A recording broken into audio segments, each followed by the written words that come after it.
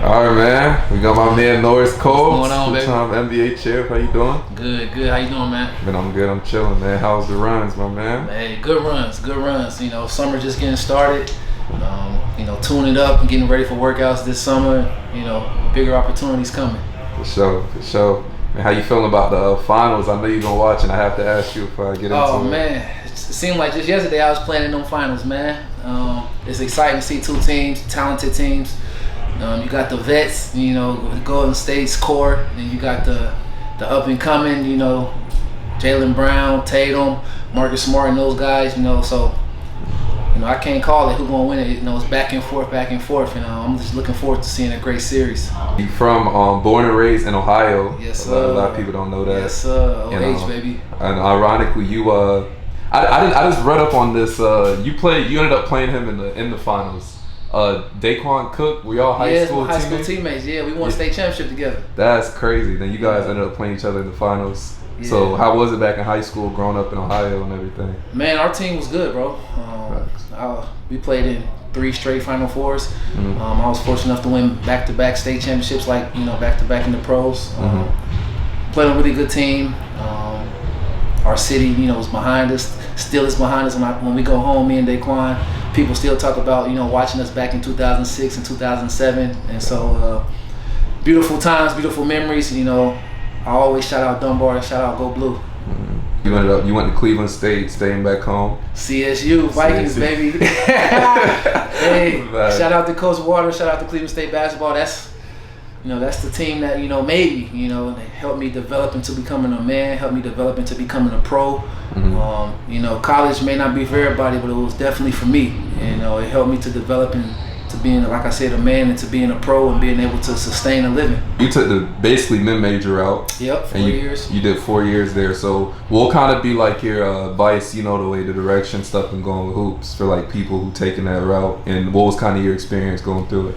Well, I'll say take advantage of your opportunities given. So if you have an opportunity to be a high level, you know, draft pick early, take advantage of the opportunity, but don't be afraid to stay in school. You know, getting better is getting better, regardless of, you know, whether you're doing it in college or whether you're doing it the G League route or overseas route. Development is development. As long as you have confidence in yourself and your game and you're working hard, if you're the best will find you. And that's something I always believed in, and I always tell young guys, if you're the best, if you're one of the best, an NBA team, European team, they're gonna find you. And you were a first-round pick out of that. Yeah, I was fortunate, bro. Yes, sir. A first-round pick. That hard work paid off, baby. Big fact. Yes, So take me through. I spoke with Andre Drummond about kind of the draft process. So take me through your draft process. When you were the 28th pick, you went to the Bulls first before you got traded. But like, how was that night for you? I always want to like get that scoop on that. So I was at home with my family.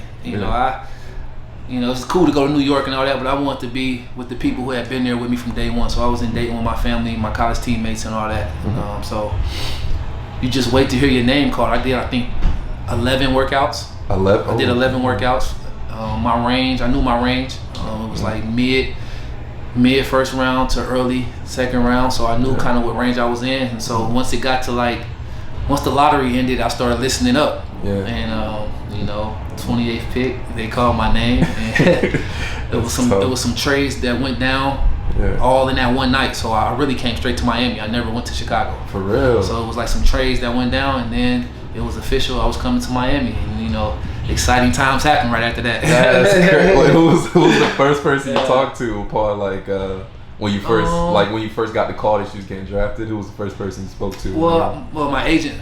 You know, first obviously you talk to your agent, and you know, I talked to the front office, then I, you know, obviously talked to LeBron. You talked to LeBron? It was a lockout. It was a lockout year, so I worked out. I worked out with Bron in the summertime. And then as soon as I was able to get down there, you know, I was able to speak to Coach Riley. You know, when the lockout, you can't really talk, but once the lockout ended, you know, I was able to speak to, you know, Pat and I forgot all about Spoelstra and stuff like that. Yeah, it was awkward with the lockout. But once the lockout ended, it was grind time. I came to Miami. They introduced me to the city. The city welcomed me to this day. You know, Miami is like a home away from home. I'm down here all the time training, obviously with Remy, and so you know, I love Miami. After you got picked by Miami, when was the first time you met like Bron Wade? Because you got a ring that year. Yeah. You won off the rip, first two, right off the rip. Right off the rip, you got two, and I just remembered that. So how was that first convo like Bron Wade? How did when you first got here to the first conversation? I'm gonna be honest, it was cool because I'm not a starstruck guy, bro. Yeah. And so obviously that being from Ohio, Bron was favorite player growing up in Ohio. Anybody that's from where you from, you kind of latch on to. Yeah. Obviously D Wade was Flash growing up. 05, 06, he took over the finals, so I had watched that. Yeah. So obviously I knew those guys. They were basketball geniuses. But I wanted to prove my worth when I got here, so I wasn't really starstruck. I was trying to show that they could trust me so that I can play. I didn't want to be one of those young guys that didn't get to play. Yeah. I wanted to come in and play for a championship team, and I earned their trust. I earned the coaching staff trust, and I was in the rotation and was able to contribute to us winning. Damn, man, y'all were that's one of the greatest teams of all time. Man, that unit was nice, bro. It was really nice. It was a complete team, honestly, bro. Big facts. That second unit, was special to help keep those leads, or when we were down, to able to cut it in half a little. So it was definitely. I learned a lot, bro. I had some great vets. Yeah. It was high level practice competition. You got to be an alpha male. Playing for Miami is not for everybody. That's facts. It's not for everybody. You really got to be an alpha male. You really have to compete at the highest level. And so, I'm glad I was able to start my career there. So how were those practices like in there with Bron and Wade? Like what was that? Oh man, days where we played, it was active. Yeah. It got active in there for sure. It got active. I've already done. You see stuff in the game, and it's even more special things that happen in practice that you don't see. You see shots that they make, plays that they make. Obviously you get a little trash talk, get a little chippy, but like I said, it's all to make each other better. And when we got out there on the court against the other team, it was trouble. We were a unit, and the personality. We had the little flair, the dunks, the lobs, the defense, the different personalities, the Birdmans, the UD, the Ray Allen corner three. The alley oops to Bron, D Wade with the Euro. So it was personality. Shane taking the charges. You know what I mean? So we had Mike Miller. No shoe threes and stuff. So it was, you had the flat top, full court, you know what I mean? Yeah, y'all were so well balanced. Rio with the, always gotta hit a clutch shot. Rio gonna always hit one in the clutch. So we just had a complete team, bro. And then I can't forget about CB1, bro. Facts. CB1 did whatever was necessary for us. And so, man, we had a complete team. And Spo did a great job of taking all that and putting a product out there for us to be successful. Right, and I feel like he's an underrated coach because during that time he was still earning. He was young. Stripes. He was a young coach at the time. He had to earn his stripes, but hey, he earned them. Yeah, facts. He earned them. He got rings on his finger to show for him. So if it was any question, he definitely earned his stripes for sure. Big facts. Shout out to Spo. Yeah, that first final experience because you were a rookie. Mm-hmm. So imagine you coming from mid-major school. And off the rip, you're playing in the finals against OKC. That was Westbrook, Harden, KD. Yeah. So Ibaka. Yeah, I remember you had a big game 4. Mm-hmm. Like I remember that game. Yes, sir. Me and my brother watching that. So how's that experience like? Bro, I'm gonna be honest. It was almost like it was normal. I'm gonna be honest with you. I didn't know nothing else. Yeah. It was like you play to win. We were winning. In college, I competed for Horizon League championships. High school, I competed for state championships. So, I was used to competing for the championship. And so to be blessed and to be fortunate enough to compete for the championship in the NBA, it was kind of like, this is what it's about. Yeah. I didn't know that it wasn't normal until a few years later.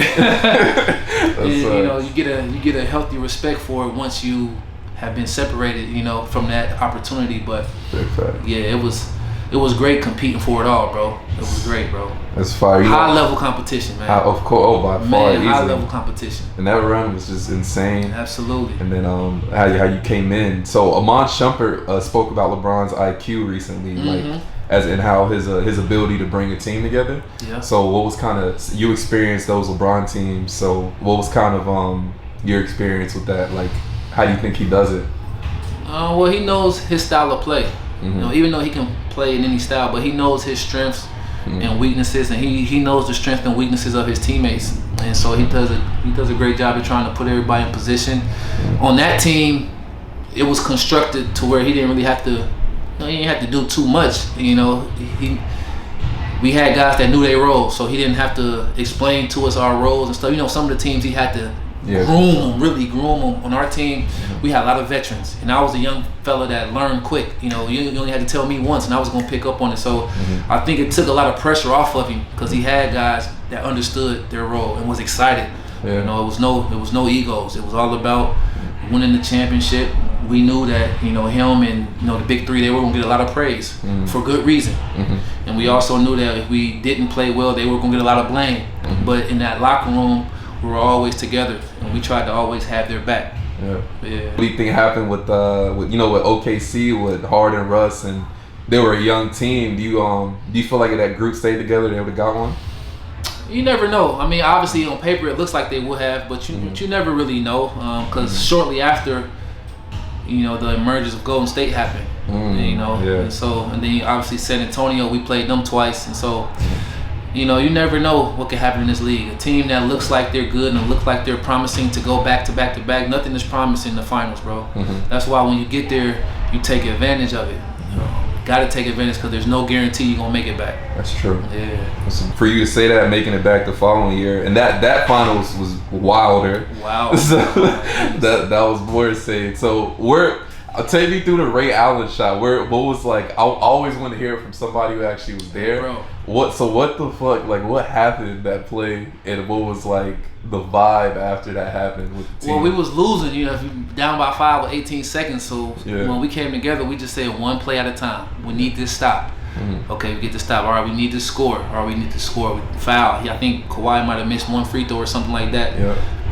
Come down, execute this play. And then so we had a play, for Bron to make the shot. He shot it, he missed it. CB crashed the boards, and when he crashed the boards and they threw it to Ray, I knew it was going in. Yeah. If you can see, I was over there jumping. I knew it was going in. So once because Ray practices like back pedal threes. People don't know that, but he practices back pedal threes in part of his routine. And so when he got it and back pedal and got his feet down, I knew it was good. And so. When he made it, it was like pandemonium. But we still had to get the one more stop, though. So we had to keep calm. But afterwards, it was like a sigh of relief. Like, whew. You know what I mean? Like, and it's never over till it's over. That play that happened, you know how people say, oh, it's not over till it's over? Yeah. Until a play like that happened, you don't really appreciate it. Yeah, it's never over until the game is over. And so you keep playing, no matter how much time is left, because special things can happen. And ever since then, I never stopped thinking my team can win. No matter how much time is left, until it goes 0, you always believe, just because of a situation like the Ray Allen shot. That's facts. And I hope a lot of y'all hearing that. Especially, I have a lot of people like college following, like the NCAA tournament and stuff like that. It's never, fellas, it's never over. That's facts. Anything can happen. Guys that never miss free throws might miss one. Guys that make shots all game might all of a sudden miss. So you keep playing, you keep rebounding, and you keep firing it up there. You only need one to go in to make it special. Well, y'all got to the locker room after the game. Was there like I know Spoelstra probably was speechless. Like, did that shit really just happen? What was kind of? Nah, actually, we had to lock in because we had one more game to win. Yeah. So we was obviously excited, but we was like, all right, we got that one out the way. Yeah. Let's not make it for nothing. Let's go ahead and finish it off. And so that's what we did. We locked in and we went on ahead and finished the mission.